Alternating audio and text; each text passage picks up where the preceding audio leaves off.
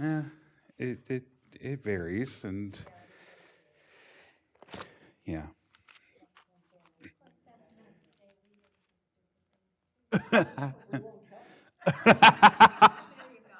Yeah, whereas other parents now are just posting everything all over, yeah.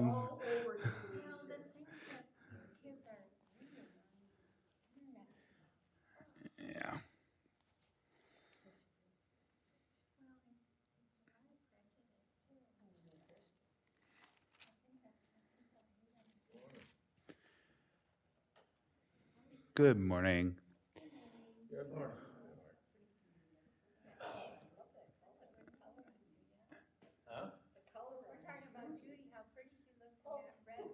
Yeah. They weren't talking about me, that's for sure. Well, Martin, you look very dapper in that plaid.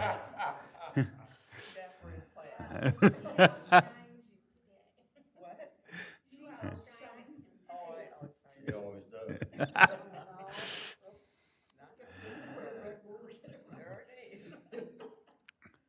So anyway, good morning, folks. I missed the last couple weeks. I miss having the conversation with you guys. It's always fun. Um, so so we'll jump back into it today, looking at the text coming up for this coming Sunday. So we are looking at Matthew 25, which is the parable of the 10 bridesmaids, and then we will also be looking at Joshua 24, a little bit at the beginning, and then most of the end. So, and I'll actually be preaching on Joshua, continuing sort of this Old Testament jag that I'm on. So we will look at first at Matthew 25, and as we come there, why don't we open with prayer? God, we give you thanks that your call is upon our lives, that you bring us closer to you each and every day. And we ask that you would do that in this time, that you would work through these words, these stories, our conversation, our ideas, that we might hear you close to us, that we might find our lives shifting, even if it's slightly, to you and to our trust in you. Guide our words that what we say might build one another up, and from this, guide our actions that we might help to build up your kingdom in this time and place. We ask this as all things in Christ's name, and all God's people said, Amen. So our first reading is the parable of the 10 bridesmaids, and so listen to Matthew 25, 1 through 13. Jesus said, "Then the kingdom of heaven will be like this. 10 bridesmaids took their lamps and went to meet the bridegroom. 5 of them were foolish and 5 were wise. When the foolish ones took their lamps, they took no oil with them, but the wise took flasks of oil with their lamps. As the bridegroom was delayed, all of them became drowsy and slept. But at midnight there was a shout, 'Look, here is the bridegroom. Come out to meet him.' Then all those bridesmaids got up and trimmed their lamps. The foolish one said to the wise, 'Give us some of your oil, for our lamps are going out.' But the wise replied, 'No, there will not be enough for you and for us. You had better go to the dealers and buy some for yourselves.' And while they went to buy it, the bridegroom came, and those who were ready went with him into the wedding banquet, and the door was shut. Later the other bridesmaids came also, saying, 'Lord, Lord, open to us.' But he replied, 'Truly I tell you, I do not know you. Keep awake, therefore, for you know neither the day nor the hour.'" First thoughts? Be prepared. Yeah, Boy Scouts. Yeah, those who snooze lose. Okay.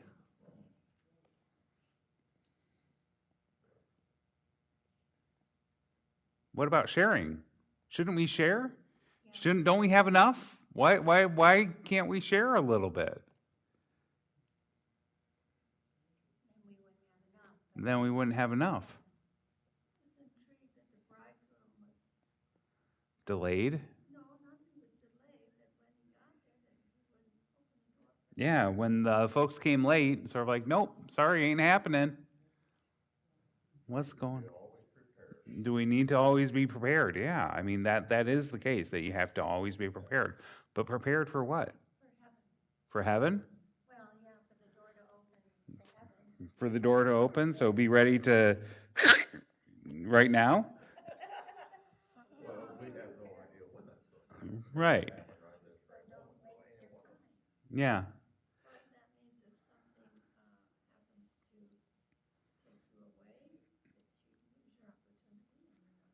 Yeah, so if something takes you away, you lose your opportunity and that's it, no more? No more opportunities? You can buy more oil, yeah. And the door is locked, and yeah. Or you need to, go to the place next door and steal some.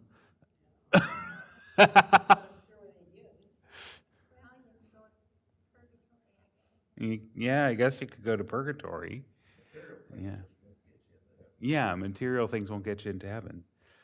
Yeah, so one, yeah, sorry? And oil is a material thing.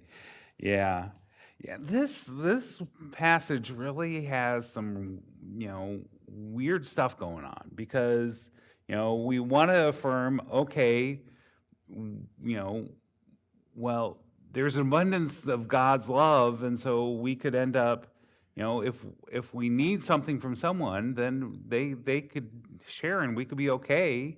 Um, but but then there's sort of this idea of you don't do the work, you don't get in, which goes way against, that idea that it's God's action and God's providence and, God's grace and not our choice. And so this becomes really complicated if we're trying to hold on to that idea that it's not our doing that gets us into heaven. We have the adage that God forgives us for all of our sins. Mhm. Will take us to heaven. Yeah, But but then he closes the door, so yeah. it's like a two-edged sword. Yeah, so if God is the one that comes to take us to heaven, but then the door gets closed, how does that work? That becomes really difficult. Judy? Well, I was just gonna say, we make the choice to accept Christ, and making that decision to accept Christ is our, Mhm. Yeah, so, and so if we're saying that we're making that choice to accept Christ, to accept that offer of grace, then that becomes very congruent here. That if you make that choice, then you end up, going to heaven, no problem. I mean that you make that choice and you are prepared, and so that's one option. One of the things that Reformed, Presbyterians tend to say is that it's not always our choice. That it's God's choice of who gets saved, and God's choice that brings us into heaven. And so, us resisting that or not accepting that tends not to be an option. That's one reading of Calvinism. So there are different ways to interpret that.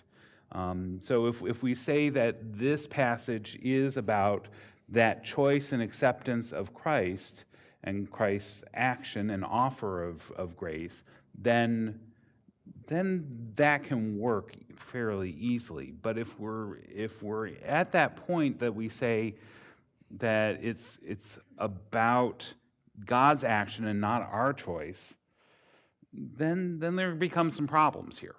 But when we start to think about this, if we are talking about, so Jesus says the kingdom of heaven will be like, and so Jesus is definitely saying, here's the kingdom of heaven, and looking, the ability to, the question is this saying you getting into heaven? Is this seeing God's kingdom coming? How do we interpret that first part that Jesus is saying the kingdom of heaven will be like? And so we could end up talking about this as, this is getting into heaven, being saved. We can also talk about this as God's kingdom showing up and being able to see it. That's another way to interpret this. So instead of saying this is all about salvation and the end of time, maybe it's more talking about seeing God present here in this life. Being prepared to see God present here in this life. Because we end up affirming that God's kingdom pops up in places that we don't expect, pops up around and is trying to break through into this world to be fully realized. But because of sin, because of death, because of our own sinfulness, that doesn't always happen. That God is still working that purpose out. And we say that it's not fully realized until at the time of general resurrection or the time that we are there in heaven. That becomes, again, more theological debates and conversation. But if we're talking about this as, the kingdom of God being God with us, God present, then this starts to make more sense that what we're called to do is be watchful, not for the end of all time, but for the kingdom to show up, to just sort of appear when we least expect it. And isn't that kind of what happens when we are, going about our daily life and something just hits us as different? Something hits us with God is suddenly present because of a random word, an off word that someone said that makes us look at it differently, and suddenly, oh my gosh, okay, this moment that was mundane is now sort of holy. You're out for a walk and it's just a normal day, and then the light hits the tree in just the right way, and suddenly it's stupendous, amazing. The colors are just awe-inspiring. That kind of stuff, if we aren't paying attention, we'll miss it because it's here and gone. And so if we're thinking about the kingdom of God in that way, this passage can suddenly make a little bit more sense. Because if we aren't looking with our hearts, if we aren't looking, for God present in the people around us, it's really easy to just miss that moment. Art, you look like you're... Well, to me, the message is live your life like every minute is the last minute. Yeah, I mean, that's definitely one way that this has been interpreted. And so, yes, living that moment, living every moment like this is the last moment, being attentive to the holiness that is present, every single second of every single day, that's definitely the case. And in order to do that, there's work we have to do. I mean, there's preparation we have to do. We have to pay attention.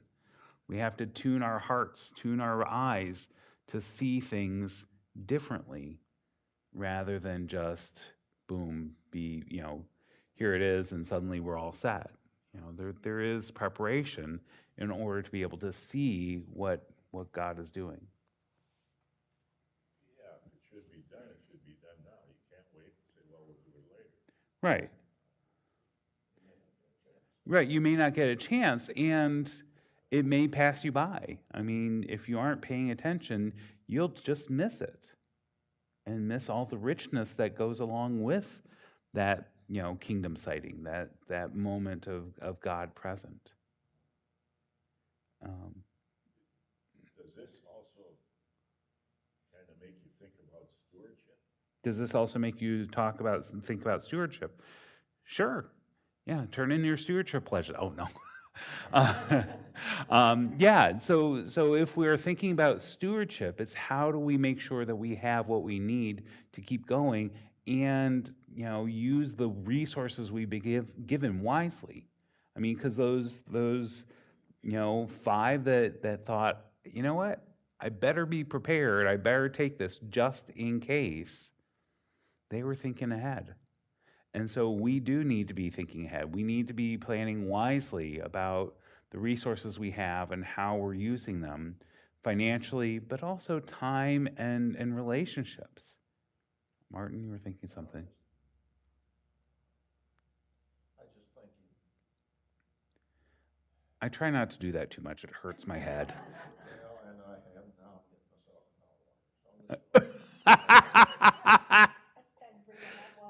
in hot water. Well, at least it's not hot oil. That can stick and burn a lot worse. Yes, God is with us every day. It's a matter. Sometimes in the evening when you look at some of those beautiful sunsets that are out in the country, Yeah, you know he's here because he created all that right, for us. And then, but we shut him out, so that's the fun. How we do things, right. we don't. Right. I mean, we don't cultivate that sense of God's presence on a daily basis. We take it for granted. We forget it. We say, "Oh, ho hum." It's just every day. You know, we get caught up in the minutia of, you know, oh, I need to get this laundry done and folded and put away. You know, I don't know about you, but for me, that takes, you know, a full day, if not longer. But I'm also doing laundry for 5 people. But you know, you get caught up in that little stuff. You know, each day there's little tasks, and it's just sort of like, okay, one step in front of the other, and you forget to see, well, with that step, God was with me, and that step, God was with me, and how do I find that holy in that every day?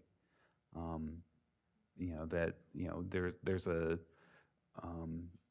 folk singer named Carrie Newcomer who has a song, "Holy as the Day is Spent," and she talks about, you know, folding towels like folding hands to pray as only laundry can. You know, that's the invitation, is to take every single day, every moment, as part of God present. The holy is there. That divine presence is in every moment. And we just have to pay attention to see it. And so if we're listening to this, we need to prepare for that. We need to be prepared to be overtaken by that holiness that we don't know when it's going to show up. You know, it's there, but we aren't always able to see it. We aren't always able to experience it. And so we can talk about the reason we don't see it is our sinfulness, our busyness, our way of seeing the world, that it just has to be cultivated into us. And our culture doesn't do a good job of that. We want to keep on going, busy, busy, busy, one thing after another, and focus on, being productive, being efficient. I mean, I know that I am. My wife tells me that I try to be too darn efficient and I waste time doing it. But yeah.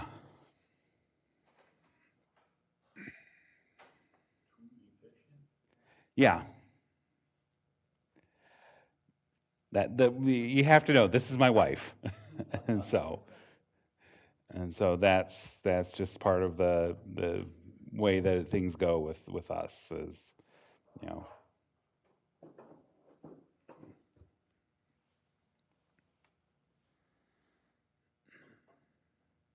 I closed that because I didn't want to have that gaping door open while. Yeah, it's going to stay open, but whatever. Yeah. So yes, too efficient sometimes. Just focused on getting the task done. It's like being too perfect. Can't get Yeah, being too perfect, you can't get there. Well, it all depends on what your goal is. I understand. If you're task oriented, then that's just fine. If you're relationship oriented, sometimes being efficient isn't exactly the best thing. So, but yeah, Ellie. In contrast, don't we have people who just,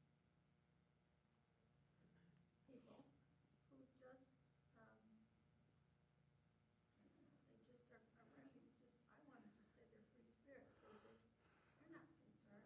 They kind of count on somebody else to take care of them, or Yeah. something will happen. Yeah, so she's talking about, so she's saying, if we're thinking about sort of that one side that we're goal-oriented, driven, working at getting everything done, and we miss that way, but then there's also other people that are more free spirits, that they end up sort of just going with the flow, and they expect others that are going to be able to help. Oh, I didn't plan on this detail. Well, here you go, I can help you out. But there's sort of a caution against that too. That if you're saying, okay, I can just let someone else take care of this, and I'm not going to worry about the detail and just experience the moment.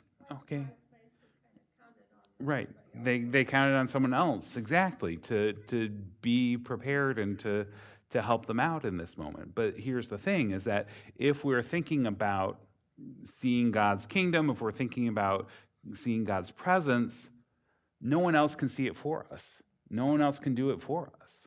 That we have to do that preparation work to be ready to see that moment of transcendence, that moment of something different, that divine. I mean, it's not that, and it's not something that we see just in and of ourselves. I mean, yes, we talk about young kids being able to see this and experience this, but there's still some work that has to be done along the way to understand what's going on, how things are being done. So yes, those all become moments and question marks here. Now, we'll say, somebody could say that does a dastardly act and ends up in prison. Mhm. You feel like God says, I don't know you. So if someone does a dastardly act and ends up in prison, and it's sort of like, does God say, I don't know you? I don't think that's necessarily the case. I'm not sure that that's the point here, is saying, well, you have to be, perfect. But it's that idea of cultivating the spirit. It's the idea of, being prepared to see God present. Now, if someone is moving in the direction that they are doing things that harm others, that they end up in prison for, that would lead me to the question of, are they really paying attention to God and looking for God present? Because if we are doing that, then hopefully our hearts are being open to one another and to the connections that are there, because we don't see God in the abstract. We see God present in the world around us in little things, and then hopefully see God present in each other, because we talk about, each of us has the Spirit of Christ in baptism. So looking at each one of you, I'm hopefully seeing Christ. So doing something harmful to you, when I'm seeing Christ present, am I really paying attention to the Spirit? Am I really cultivating that sense of God present and being prepared for it to show up unexpectedly? The reason I did that, it says here, truly, I tell you what I do not know. Right.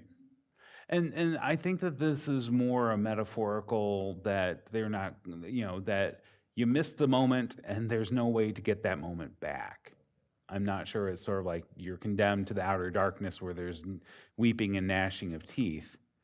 That's again metaphorical language, but this is saying, you don't know when God's showing up. You don't know when Christ is present or all around you. And when we're thinking about this, there's also an element of Jesus saying, it's here during Holy Week in the temple that he's saying this. And, the scribes and Pharisees and chief priests and Sadducees aren't paying attention. They have their own way of seeing things, and they haven't cultivated themselves to see God present in this moment. And so they totally miss it. And that becomes sort of the folks that are there without the oil, is that they haven't done the work needed to pay attention to the Spirit. And so this is an indictment of the leaders of the temple, because just this past Sunday, Jesus said, do what they do what they do, but do what they say, but not what they do. Talking about the scribes and Pharisees are there on Moses' seat, instructing you how to live, and so go ahead and do what they're saying because they're teaching you correctly, but they don't do it themselves.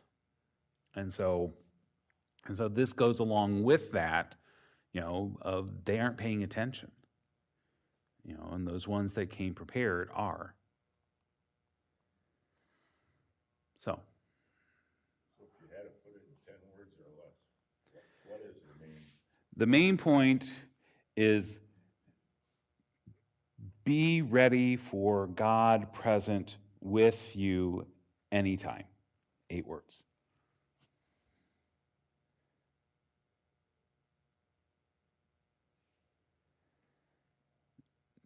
So I wouldn't put it at just that time way off. Boom, here comes the car, here comes the bus, you're dead. This is be ready at any time that God can show up when we don't expect it. Well, I would be, that went against being narrow-minded too. In other words, be very broad-minded about possibilities.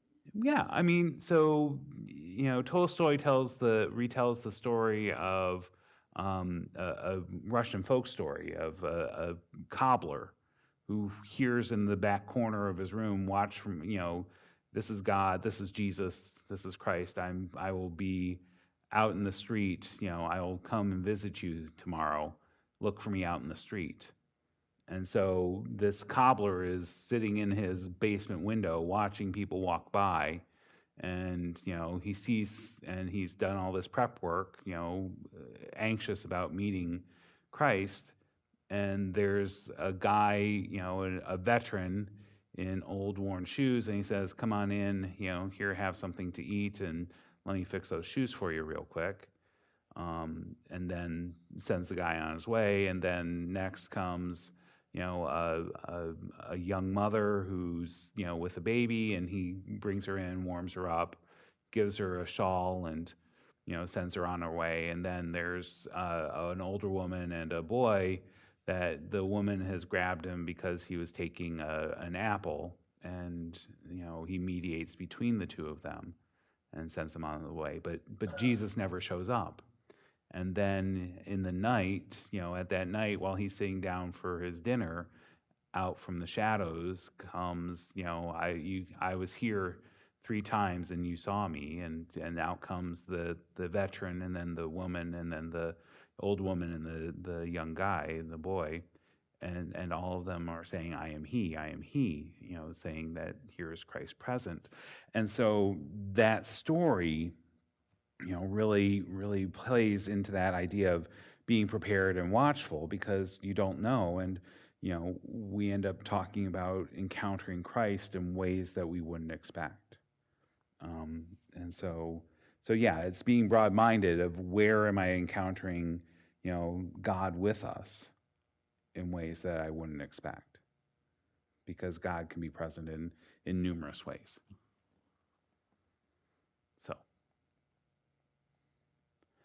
So I'm not actually preaching on this on Sunday. Well, I preached on it 3 years ago, pretty much in these same terms. Well, I was. And I get myself bored if I keep on preaching the same thing. So we are going to go ahead and flip over to Joshua 24. This is the end of the book of Joshua. And so we have a little bit of an introduction, and then there's a whole bunch of continuation of what's being of the whole. Yeah, it's just a whole bunch of extra words, and then we skip over to verse 14. Then Joshua gathered all the tribes of Israel to Shechem and summoned the elders, the heads, the judges, and the officers of Israel, and they presented themselves before God. And Joshua said to all the people, "Thus says the Lord, the God of Israel. Long ago your ancestors, Terah and his sons Abraham and Nahor, lived beyond the Euphrates and served other gods. Then I took your father Abraham from beyond the river and led him through all the land of Canaan and made his offspring many. Now, therefore, revere the Lord and serve him in sincerity, and in faithfulness put away the gods that your ancestors served beyond the river and in Egypt. Put away the gods and serve the Lord. Now, if you're unwilling to serve the Lord, choose this day whom you will serve, whether the gods your ancestors served in the region beyond the river or the gods of the Amorites in whose land you are living. But as for me and my household, we will serve the Lord." Then the people answered, "Far be it from us that we should forsake the Lord to serve other gods. For it is the Lord our God who brought us and our ancestors up from the land of Egypt, out of the house of slavery, and who did those great signs in our sight. He protected us all along the way that we went and among all the peoples through whom we passed. And the Lord drove out before us all the peoples, the Amorites who lived in the land. Therefore we will also serve the Lord, for he is our God." But Joshua said to the people, "You cannot serve the Lord, for he is a holy God. He is a jealous God. He will not forgive your transgressions or your sins. If you forsake the Lord and serve foreign gods, then he will turn and do you harm and consume you after having done you good." And the people said to Joshua, "No, we will serve the Lord." Then Joshua said to the people, "You are witnesses against yourself that you have chosen the Lord to serve him." And they said, "We are witnesses." He said, "Then put away the foreign gods that are among you, and incline your hearts to the Lord, the God of Israel." The people said to Joshua, "The Lord our God we will serve, and him we will obey." So Joshua made a covenant with the people that day and made statutes and ordinances for them at Shechem.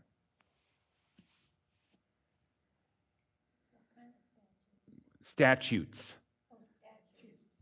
Yeah, that extra T makes all the difference between graven idols and laws. My book doesn't use statutes, it says covenant. And covenant, yeah. Yeah. So Joshua made a covenant with people that day and made statutes and ordinances. So there's some slight, variations, and you can end up interpreting those in different ways, but yes. So other first thoughts.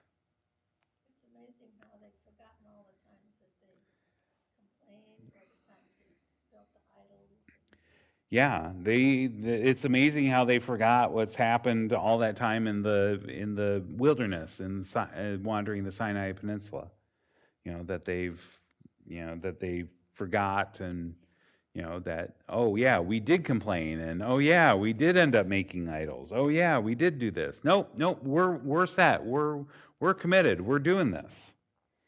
And of course, we get into the next book, into Judges, and what happens? We do that too, though. Yeah, we do that too, exactly. We forget. We fall back to ways we have previously acted and been. Yep. But it's hard to take every day into an account and say,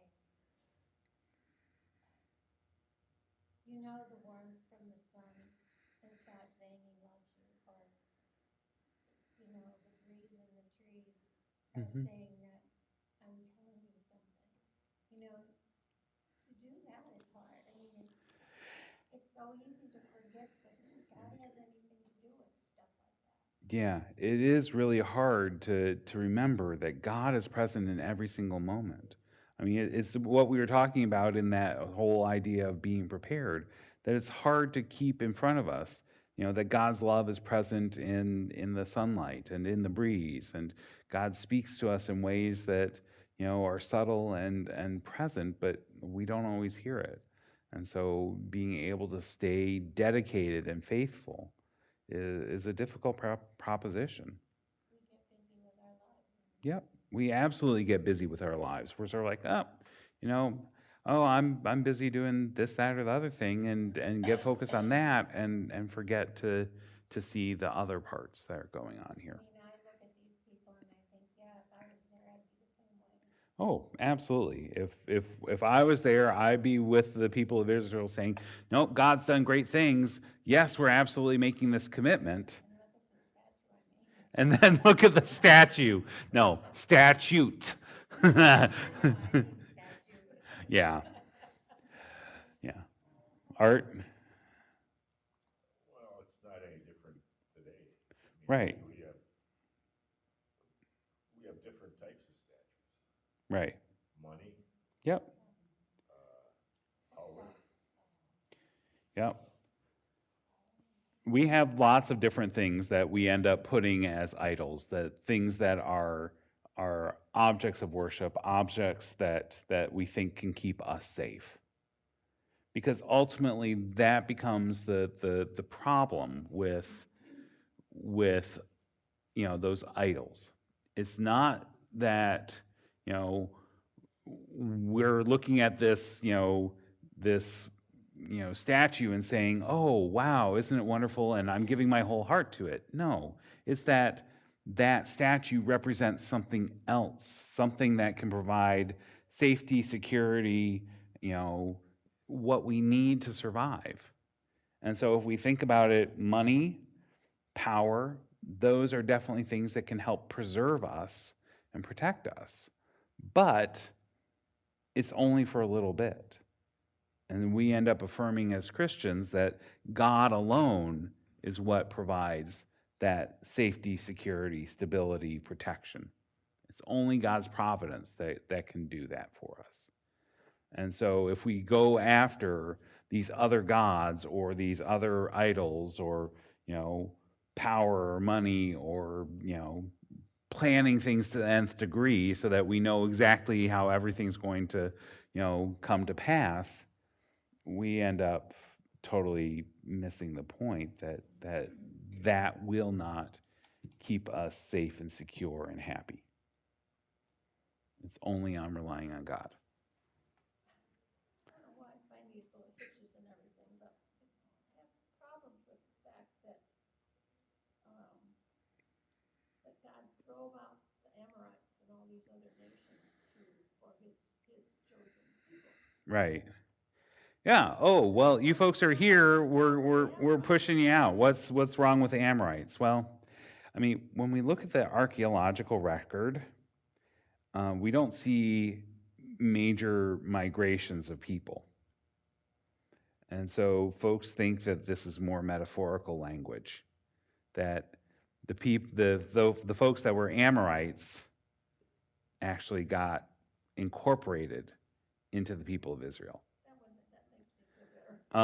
Because, there's sort of this idea of choose this day who you're going to serve. Are you going to serve the gods of the Amorites? Well, why would we do that? Since we just came in from the wilderness from 40 years, in the Exodus, and we're living, cheek by jowl, we're living right next to them. Well, maybe it's that they are starting to adopt Israelite ways, but they haven't fully done it. And so, saying, okay, come on, if you're going to do this, do this. And then, of course, I love Joshua's, reverse psychology here. No, you can't serve the Lord your God. You can't do it because God is holy and jealous and will not forgive the transgression of your sins. And so, no, you can't do it. Sorry, try again. And their response is, no, we want to. I mean, reverse psychology is working brilliantly here. I find that a little bit humorous, quite honestly. But what Joshua is saying here is something that is absolutely true for us and this world, is saying, okay, you need to make a choice of who you're going to serve. You need to make a choice. Make a decision and stick to it. Because doing halfway isn't going to get you where you want. It's not going to get you what you need. You know, from my perspective, folks that, you know, are sort of like, oh, you know, I'm going to pick this little bit from Christianity and this little bit from Buddhism and this little New Age thing. Folks like that drive me nuts. Because what they do is they are creating their own vision of the world. Like they're building their own image. Right. They're building it in their own image. They're holding together what makes most sense for them and also what's most comfortable. But one of the things about Christianity, Judaism, Islam, Hinduism, Buddhism, if you go into the depths of them and commit to it, there's contradictions in there. There's stuff within Christianity that has a tension because, okay, you know, looking back to that bridegroom, you know, the 10 bridesmaids, is it that you're supposed to be generous or is it supposed to do the work yourself? And the answer is, it depends. It's that tension of trying to figure out which is the right way here in this moment. And those contradictions are present in Islam, you know, this idea of being welcoming and open to the stranger, but also this idea of holy war that, you know, that purifies. Those are tensions. You know, there's similar things in Hinduism and Buddhism that push you into depths of contemplation, into times where, you know, you aren't quite sure where to go. And when you end up just choosing your own thing, oh, I'll take this and this and this, you lose that tension. Everything coheres. Everything is right there, and it doesn't work as well. And so what I understand about Christianity is that there are inherent conflicts, even in what Jesus says, that we have to struggle with. And that struggle is something that's absolutely necessary for the journey of faith. And so for us, when we think about, you know, well, I don't like this part, so I'm going to just toss it off, you know, and not ignore it, that's really hard. We have to struggle, is my experience. Is sin what causes these tensions? No, I don't think so. I mean, I think that the tensions that are present in our lives are just there because, you know, we are limited in our understanding of the world and our impact. We can't see the outcome of our choices. We can guess at some of them, but we don't know what they all are. And so our limited ability as human beings, even though we have vast knowledge, you know, compared to where we were, you know, as humanity, our knowledge is vastly different than it was, you know, 10,000 years ago. We still can't comprehend the world as it truly is because of our limited brains, because of our limited experience, and because I can't fully comprehend what it's like to walk around as Marty Washburn with all the experiences you've had, because I've never had them. I can guess, I can get close-ish, but I can't fully get it. And so that limitation in our being is built in. I mean, it's part of what being a human is. And so it's not necessarily sin. Sin is that improper separation between God and one another. But separation is part of that. I mean, there's a distinction between you and me, between God and me, and me and this table. I mean, there's a distinction and separation there that's meant to be there. Why is it that you feel guilt when you're trying to make a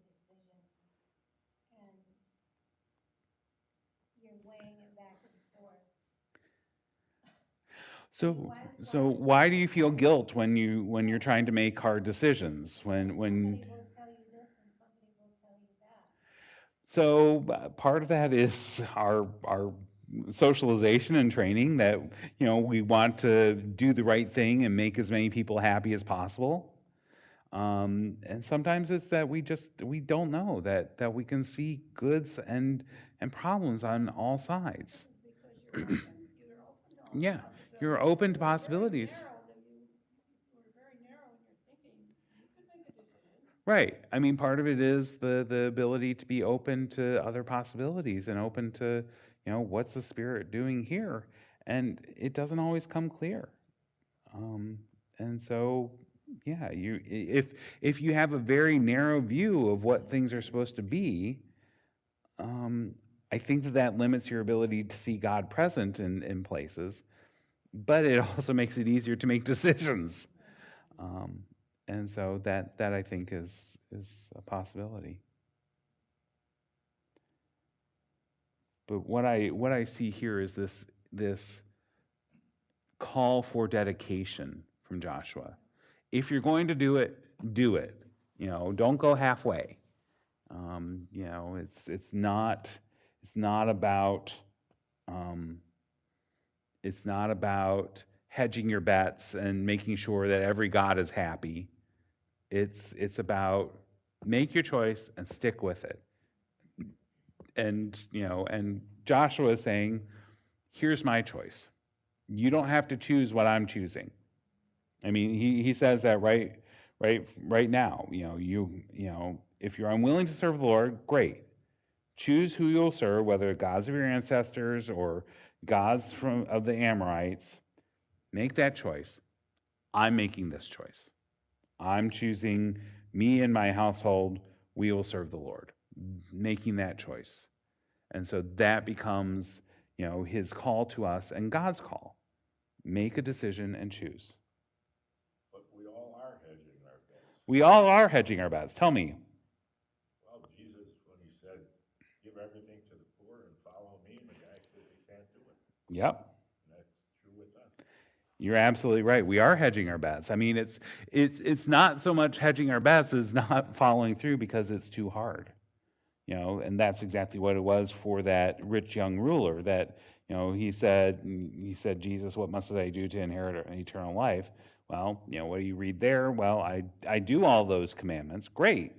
One thing remains. Go sell all of your possessions and give it to the poor. No, thanks. I'll pass. We definitely don't do that. The way that our culture is set up, we have to save up money for retirement. We aren't going to expect others to do that for us. And so there's not that, there's not that same level of trust.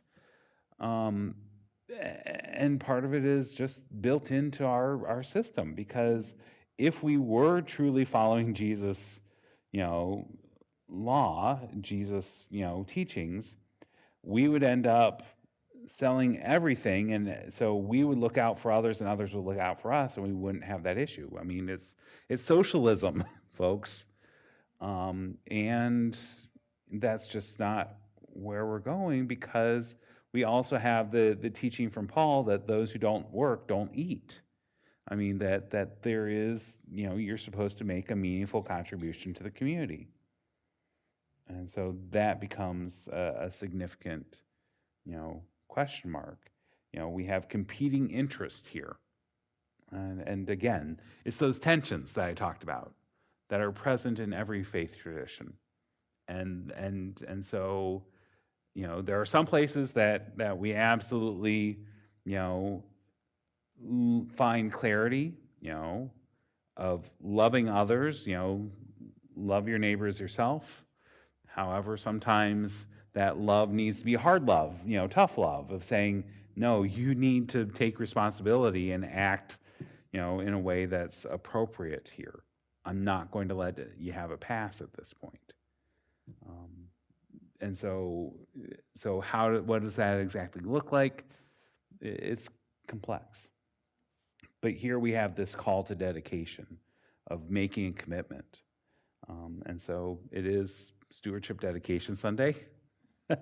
um, I know. It's just sort of like, well, this is that was the date that worked best in the calendar. So, Just from a historic position, because I noticed right away that there's only a little bit more to this, to the book of hmm Joshua. And it talks about him dying, and he dies when he's 110. right. People live a long time. Is he quite old when he takes over the leadership of? He's probably in his middle age. Probably in his 40s, 50s. I don't know. Kind of a big gap between the time they make this covenant. Yeah, I mean there is a big gap here that Joshua has been growing up under Moses, and he's been there for a while in the wandering in the wilderness. That we have a place in Exodus where there's a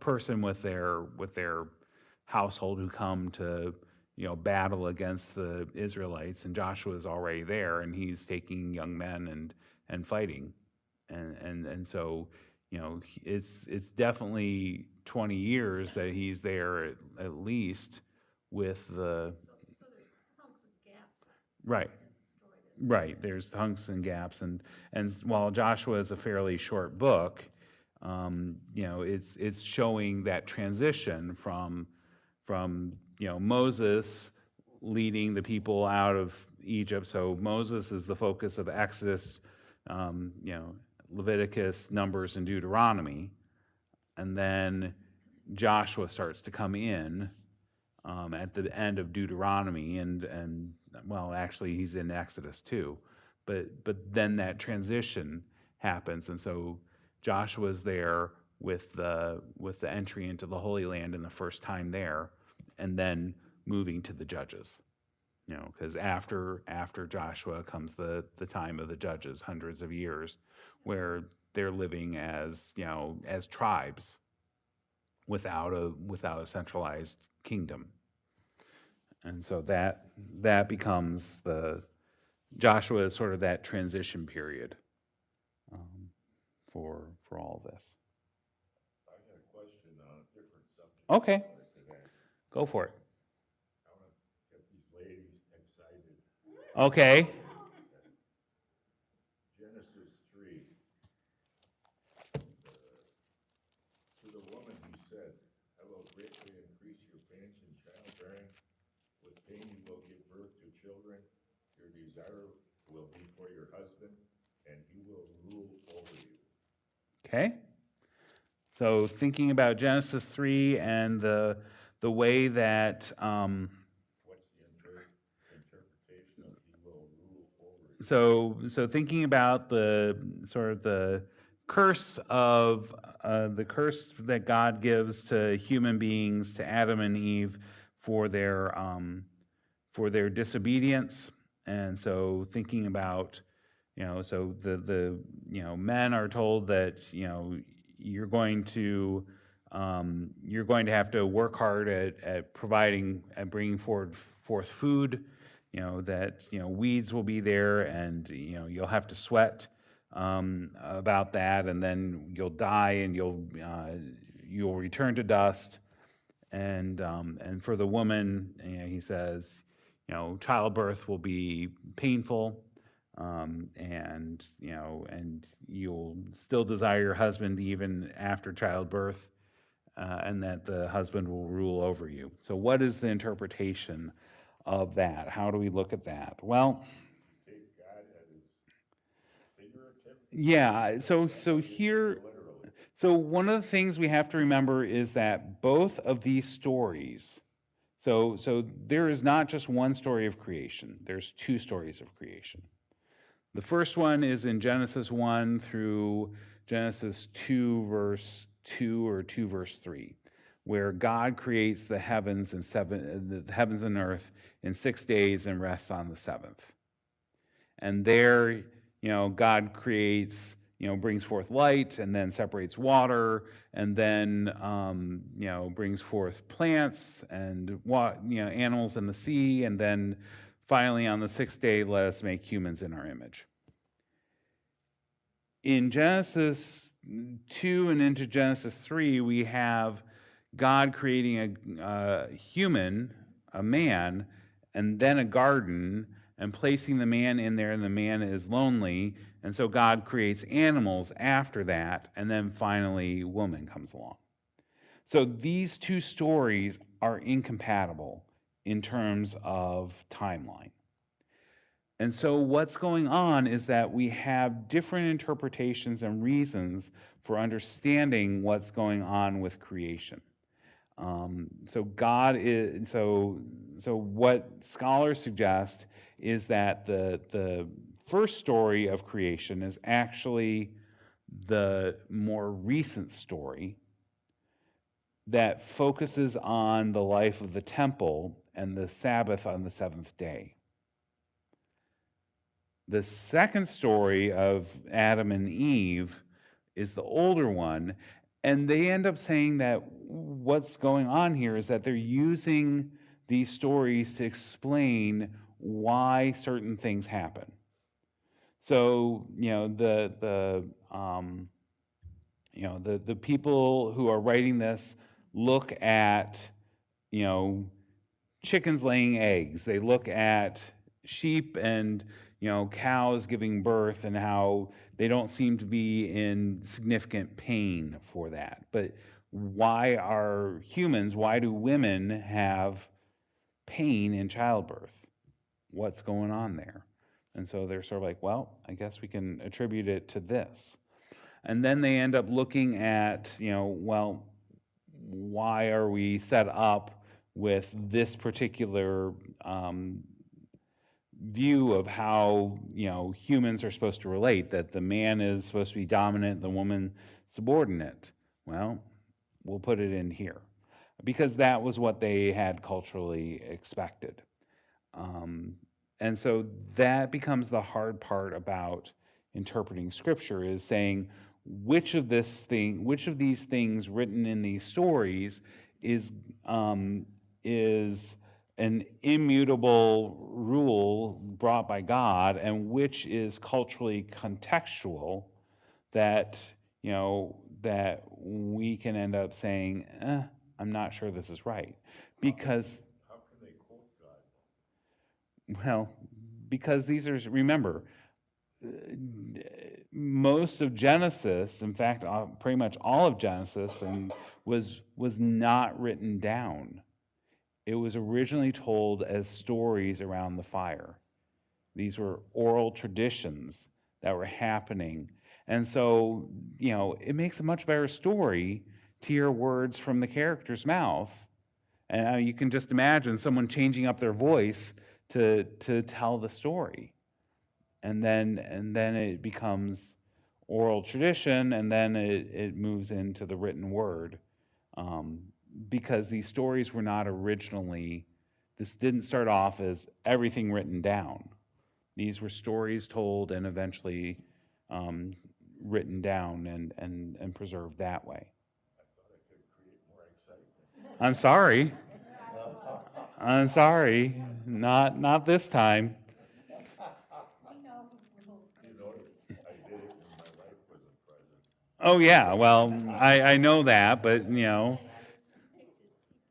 he picked his time, but yeah. So I mean, we could also say the same thing. Well, if we are following all the rules in the Bible, then why are we eating shrimp?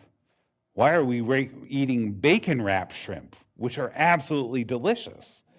But that's totally not kosher. It's not permissible according to the rules in Leviticus, because you're not supposed to eat shellfish, and you're not supposed to eat animals that have a solid, isn't it a solid? No, it's a cloven heel, which is pig. And so, But didn't the new covenant change all those laws? well, I mean, okay, then where is it? I mean, if we do that, that's fine. Then we start to look at what Paul says of, women obey your husbands, husbands love your wives. I mean, that becomes the new thing, and it's I mean, things were permissible in the Old Testament that are not permissible now. right, and things Multitude wives. right, and then things in the things in the New Testament, don't have relevance at this point. There's the idea of, leaving the corners of your fields for people to glean off of. That doesn't happen. That makes Well, but yeah, it does happen. You have food pantries. right, but it's not literally the fields out there for people to. Right, and so Same, it's an idea and a principle, but it's not the same practice, and so there's interpretation that has to be involved in all of this.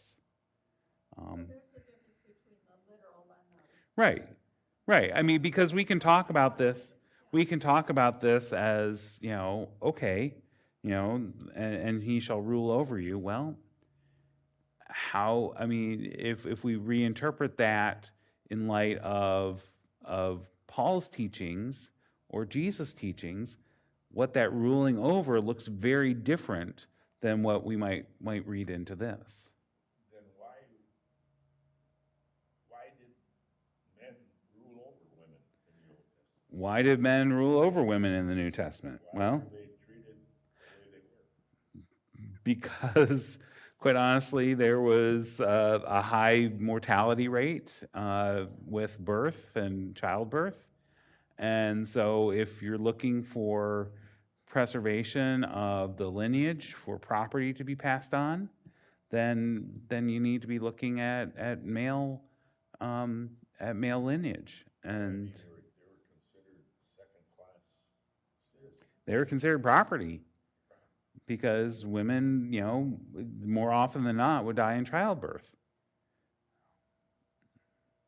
I mean, that was just a simple medical fact at that point.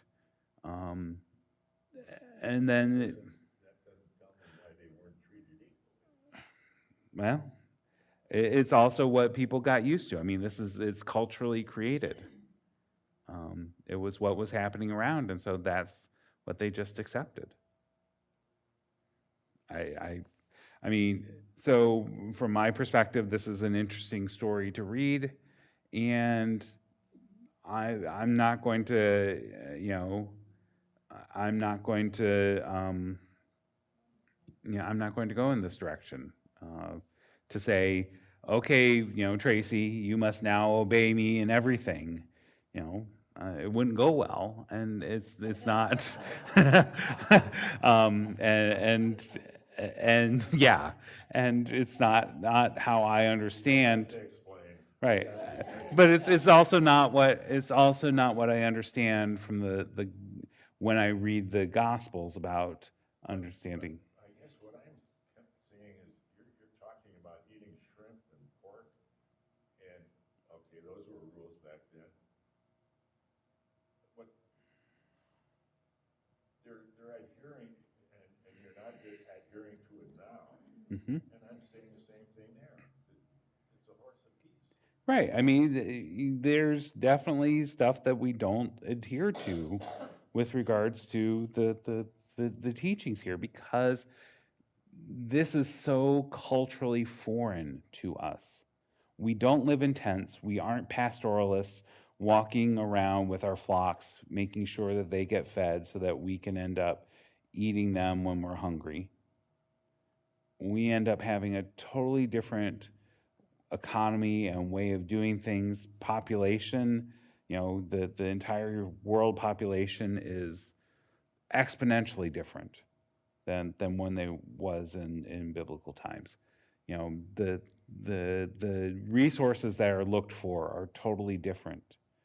And so when we think about this stuff, we're dealing with essentially another world that we have to take time to do interpretation to understand. Well, I tell you, it's hard for me to really, if it wasn't a sin back then, why would it be a sin now? Yeah. If sin is a sin, you can't Well, again, that comes back to what is the principle? You know, that from my understanding, a sin is an unhealthy separation between a person and God or a person and another person. It's a breaking of relationship, breaking of proper relationship. Well, today it's a sin to have more than one wife, Yep, but back then it wasn't. yep. I'm getting an idea that Art wants. Yeah, and she said, I'm getting an idea Art wants another wife. One's more than enough. So, but yes, I mean, this becomes a significant question mark when we're doing biblical theology. Yep. I, The German in me, but yeah. you can't say it's okay now, but it wasn't. Yeah, it's not okay now, but it was then, or it was okay then, but it's not now. I mean yeah. You want to say everything's permanent and you know and static. Yes, it's efficient, indeed. So anyway, we need to call it good today, friends. We'll see where we end up going next time. Always miss these conversations. So anyway, let's go ahead and have our benediction. May the Lord watch between me and thee while we are absent, one from the other. Thanks, friends.